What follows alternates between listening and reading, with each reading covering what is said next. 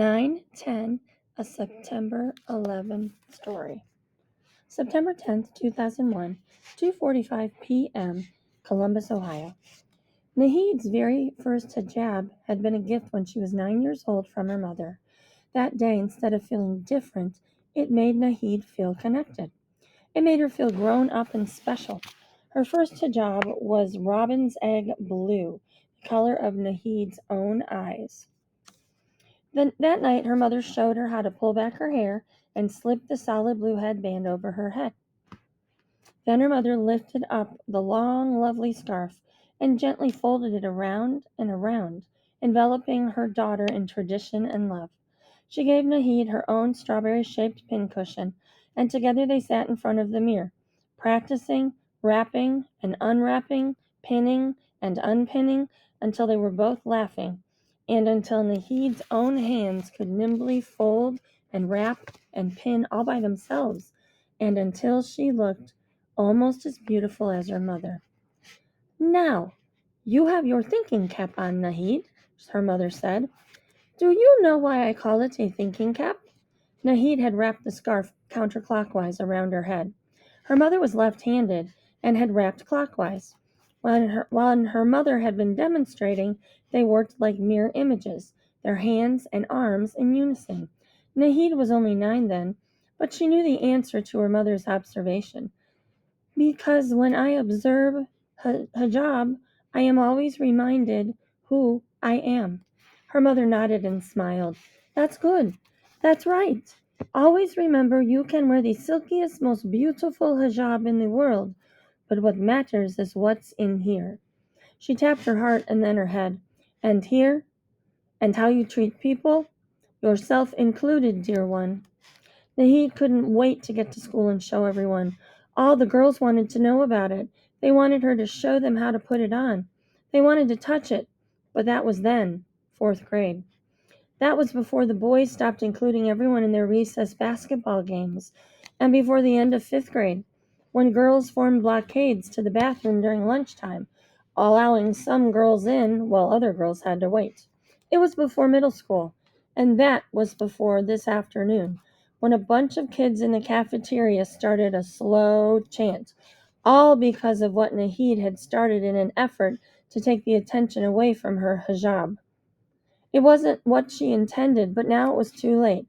"Annoying Eliza! Annoying Eliza!"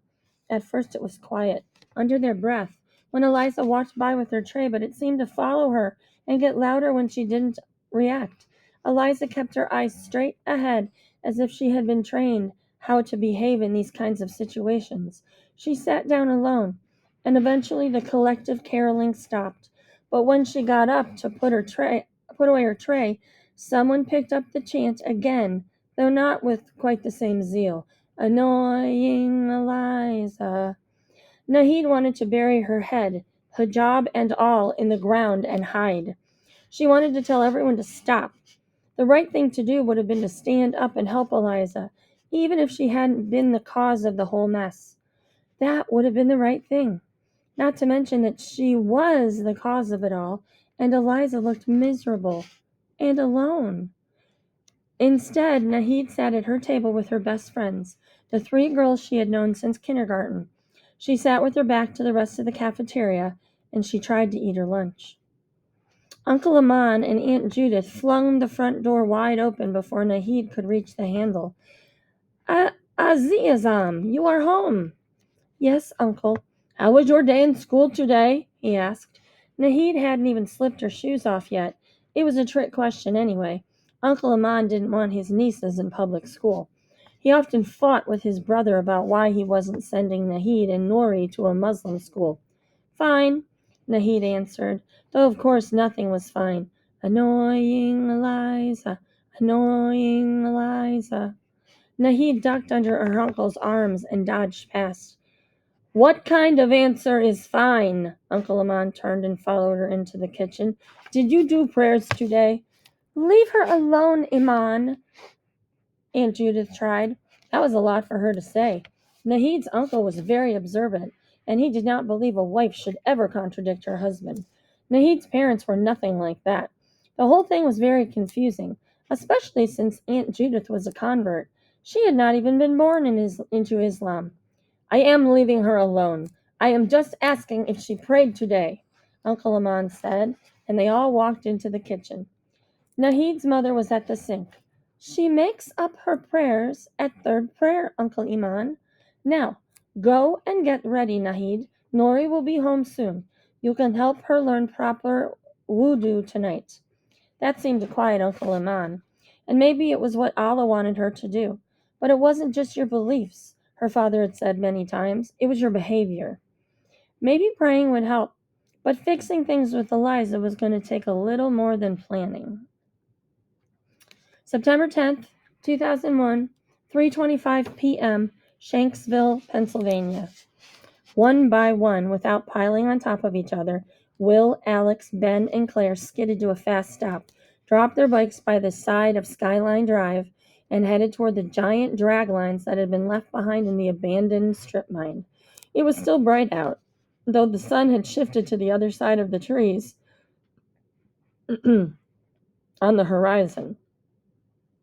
The light had that tinted orange look that meant fall would be coming soon, and then darkness of winter. But for now, the summer extended just a little bit longer, and all four of them ran across the open ground until they were out of breath. Whoa! Holy crud, they're so freaking big! Alex stood at the top of a small hill of dirt, in the midst of a huge hill of dirt, cleared long ago and now stretching empty, except for two pieces of mining equipment resting in the distance. They're massive, Ben said. Claire put her hand up to her forehead to shield her eyes from the lowering sun. They look like two knights bowing to each other. They did. The two huge machines faced each other, with their tall metal booms stretched out at an angle, like two medieval horsemen with their long swords tipped forward, or sentinels keeping guard, waiting patiently and silently. But only a girl would say something like that, or Will's dad. When Will and his sisters were little, their dad would lie with them in the grass in the backyard, looking up at the sky, at the low clouds, and the way they moved over the tops of the trees. It always looked like the earth was spinning so fast. If you stared at them long enough, you felt dizzy. I'm getting carsick, Will's sister Rooney said one time, and they all laughed. Will's dad would see things in the clouds that no one else could. Fantastical things, amazing things, playful things that made the girls laugh, and magical things that made Will want to run inside and write stories about them. Why did he do something so dangerous, so stupid? Didn't he think about us when he got out of his truck? Didn't he think about me? Everyone called his dad a hero, but it didn't make sense. Heroes did heroic things. They saved lives. They pulled people out of burning buildings. They risked their lives to save others. But they didn't die doing it. Of course, he knew his father had done a good thing, or had tried to do a good thing, but what had come of it? Hey, remember when we used to play WWF in your basement? Will turned to Alex. Yeah. What made you think of that? Anything to stop thinking about his dad. This! Will took a flying leap from the small hill of earth he was standing on and landed on Alex's back. They both went down into the loamy soil. It was like old times instantly. Ben spread his feet apart to ground himself, lifted an imaginary microphone to his mouth, and began the color commentary. And in this corner, weighing 295 pounds from Indian Lake, Pennsylvania, it's the Earthquake doing his signature move. Oh no! Alex laughed. But it was too late. Will bounced from invisible rope to invisible rope as if gaining momentum. He sat right down on Alex's chest and stayed there, ostensibly holding him captive, while Alex flailed his legs and arms around helplessly. Ben slapped the ground, declaring Earthquake the winner. This is dumb, Claire said. She folded her arms over her chest and watched. It was dumb, but they couldn't stop. Will couldn't stop. It was too much fun. The boys took turns refereeing, winning, losing, being beaten, twisted, and torn. From drop kicks, the flying clothesline, and the ever-impressive flapjack spine crusher. He was a kid again, and everything was going to be all right forever. Hey, Let's do something else, Claire called out. Someone's going to get hurt. It wasn't like she was wrong about that. Back in the day, down in Alex's basement, Ben had once cut his head on the metal heating vent. Alex had gotten a rug burn so serious his mom had to take him to the doctor the next day. Will himself had gone home from their wrestling sessions aching and wondered if he hadn't cracked a rib or two. But it felt good to fight again, to fight back, to play hard and mean it, and not break. Hey, I'm serious, Claire yelled. Stop! Somehow her complaints just egged the boys on. What was a good fight without an audience? The more upset Claire got, the more fun it all seemed, the harder they fought. Will looked up from his faceplant. He could see that Claire was getting really annoyed. After all, he was the one who asked her to come. And then Will remembered how many times he had thought about spending time with her, but not like this. It felt strange, like they were two halves to his body. One wanted to get up and hold Claire's hand and just sit and look out at the clouds and the sky, maybe even talk. And who knows? And the other half wanted to struggle and roll and sweat and twist this person's arm behind his back and not be worried about anything at all. I've had it, Claire said finally. Will could see her getting up and walking away. In another second, she'd be on her bike and heading to her house. And in one more second, she'd probably never want to talk to him again. They always had needed someone to tell them when enough was enough. Usually when someone got a little hurt and Alex's mom came rushing down the basement stairs, telling everyone it was time to go home before someone really got hurt. Or when Alex's little brother looked as if he might have gotten knocked unconscious for real, and it was time to bribe him to keep his mouth shut. Or when Claire was walking away, lifting her bike off its side, swinging her left leg over and leaving. And she was gone. September 10th, 2001, 2:10 p.m., Los Angeles, California. The last class of Amy's first day at her new school was her least favorite, physical education. Amy considered opting out by claiming low blood sugar from involuntarily fasting, but she decided against starting out the year as the class hypochondriac. Besides, everyone else looked so excited to be outside again in the scorching Los Angeles heat. She didn't want to call attention to herself. She figured she could just blend in. Although out here in the bright sun, which was reaching higher into the sky, the other students' hair looked even blonder. And in shorts, they all looked like Olympic track stars. Tan Olympic track stars. Okay, everyone, you can socialize later. I'll give you time at the end of the period. Right now, line up with the same teams we made last week. The gym instructor was a ridiculously good-looking young teacher named Tom Cruise. For real. But maybe it wasn't spelled that way. Of course, Amy had no idea where to stand as the other kids started to separate into teams, meandering their way to one end of the grassy area or the other. If she didn't move, she'd end up right in the middle like a monkey, like a hot roasted monkey. It wasn't that hot, to tell the truth. It was exactly as Amy's mother had promised. Mild and dry. Perfect Southern California weather. And where was her mother now? In New York City, probably looking at studio apartments to rent for herself. Amy, over here! A voice shouted. It was Bridget, minus Vanessa. Amy could just make out what she was saying. Come onto my team! Bridget was waving her arms and mouthing. Amy didn't need to be asked twice. She rushed over to the left and merged into the group of kids Bridget was standing with. Thanks, Amy told her gratefully. Gym turned out to be not so horribly bad, even on an empty stomach. In fact, it was kind of fun and it took Amy's mind off food. Bridget turned out to be pretty nice. They ran crazy relay races without winners because that, apparently, was another thing about California. Everyone is a winner. When she caught her breath, Amy thought about what she would tell her mother on the phone when she got home. I think I might have a friend. Her name is Bridget. Until Vanessa showed up right before the end of the period, just when, as promised, Tom Cruise gave the class a few minutes to socialize. Bridget and Amy were sitting cross-legged on the ground. What are you two doing? Vanessa sat right down between them, even though it would have made more sense for her to sit where there was much more room next to Amy. Bridget had to shift over to make space. Just talking, she answered ever so quietly. Are you in this class too? Amy asked Vanessa. Yes, Vanessa answered, but I know what you're doing.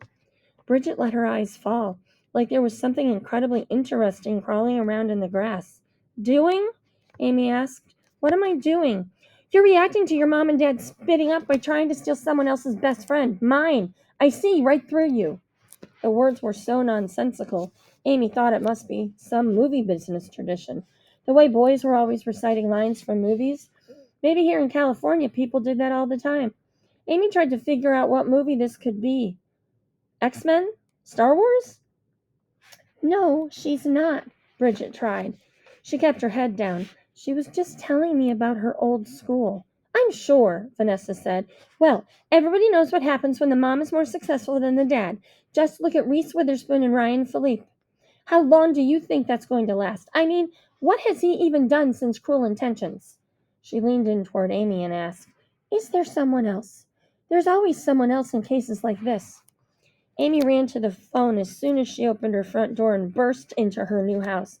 What she wanted to do was cry and complain and wail and cry some more. What she really wanted was for her mother to be here, right now. After Amy's very worst day in her entire life, hands down, no contest, worst day ever. She dialed her mother's mobile number. How was school, sweetie? Her mom's voice sounded so far away. 3,000 miles far away. I'm so sorry I wasn't there, but I'm sure it was great. I'm sure you were great. And slowly, like the realization that you've just cut yourself on that seemingly harmless piece of paper, it did make sense what Vanessa had been saying. Her mom didn't really want to know about her day. She just wanted everything to be great. Great! So her mom didn't have to feel bad that she had to go away to this stupid meeting at the worst possible time for Amy. Her mother didn't want to hear what had really happened. She just wanted to feel good about what she was doing instead of terrible, which was what she should have been feeling. Fine, Amy answered. It wasn't a very good mobile phone conversation, which made it easier for Amy to answer in monosyllables and not have to explain why. She didn't feel like talking to her mom right now. She sure didn't want to listen. So, I'll call you tomorrow morning before my meeting, okay, sweetie? Her mother was saying. Before you head off to school? Okay? When? Amy asked. My meeting is at 9 o'clock, but it's all the way downtown, her mother told her. It's in the World Trade Center, so Chris and I have to leave the hotel around 8. Amy had never heard her mother mention anyone at work named Chris. Amy, are you there? Amy? Okay? I'll call you before I leave for the meeting. Chris? Mom, that's 5 in the morning here, Amy heard herself saying. I'll be sleeping. I know, sweetheart, so I'll just leave a message on the machine like I always do. You don't have to pick up. I just want to say good morning and I love you, okay? Amy felt her throat sting. I love you, Amala, her mother said into the phone. And that's when Amy was supposed to answer with the matching Yiddish nickname. I love you too, Mamala. Amy?